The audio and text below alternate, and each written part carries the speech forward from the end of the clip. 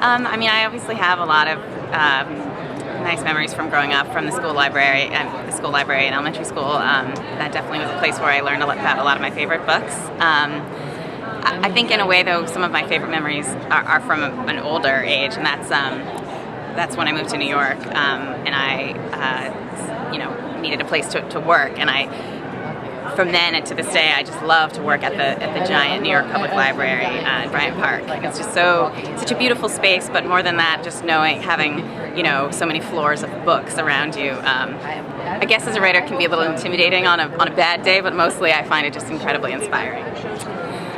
Well, I do feel like I remember a lot of the books that I read as a child. I found out about from the school librarian, and favorite books like.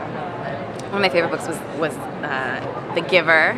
Another one was The Hatchet, and I remember both of those. I think they were award winners at the time, and definitely remember picking them up in my school library. And I still remember both of those books really vividly. I don't know if there's one person from growing up. Although my best friend in high school volunteered at the library every day after school at the local library, so.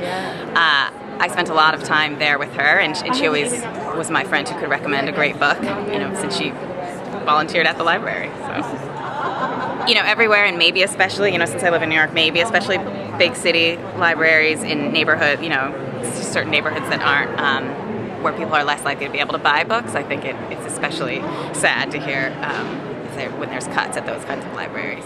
Well, I just started a new novel, so it feels a little early to say too much about it because I'm still figuring it out myself. But I'm excited to be starting something new after finishing. I finished my first book a few months ago, The Age of Miracles. So it's nice to have something new to be working on, but I feel superstitious about saying much about the details. Tell us a little bit about The Age of Miracles. The Age of Miracles is a coming-of-age story, but it's about coming of age during a time of a global catastrophe. So, in addition to the main character's name, Julia, and in addition to all the usual highs and lows and the usual catastrophes of adolescence, Julia is going through that at the same time that there's this giant catastrophe, which is that suddenly, and no one explained why, the rotation of the Earth has begun to slow down.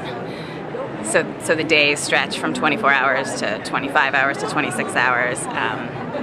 The sun rises at unpredictable times, and plants suffer and birds fall from the sky. And there's a lot of strange and frightening effects, and so it's about sort of struggling to adapt to that and get through that.